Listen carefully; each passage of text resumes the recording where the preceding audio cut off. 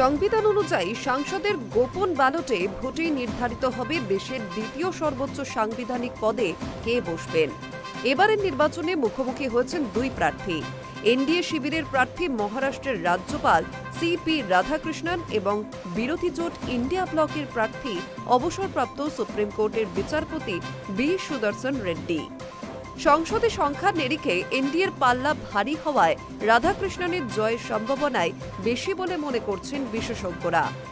Vote গ্রহণ শুরু হয়েছে সকাল 10টা থেকে, চলবে বিকেল 5টা পর্যন্ত। সন্ধ্যে 6টা নাগাদ শুরু হবে ভোট গণনা, রাতেই ফল ঘোষণা হবে বলে জানা গিয়েছে।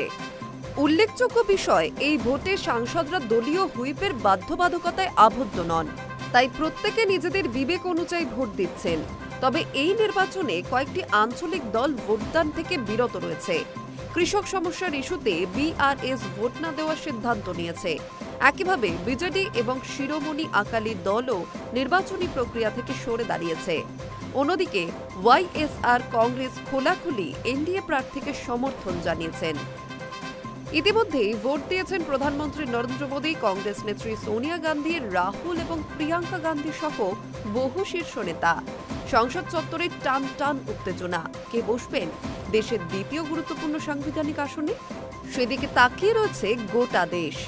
উল্লেখযোগ্য, ভারতের উপরাষ্ট্রপতি পদ কেবলমাত্র একটি অলংকার স্বরূপ নয়। রাজ্যসভার চেয়ারম্যান হিসেবে সংসদের উচ্চকক্ষ পরিচালনার দায়িত্ব তার হাতেই থাকে। আবার রাষ্ট্রপতির পদ শূন্য হলে অন্তর্বর্তীকালীনভাবে দায়িত্ব সামলান তিনি। ফলে আজকের এই ভোট গ্রহণ নিছক আনুষ্ঠানিকতা নয়, রাজনৈতিক ভারসাম্য রক্ষার ক্ষেত্রেও তা অত্যন্ত তাৎপর্যপূর্ণ। Hi news network.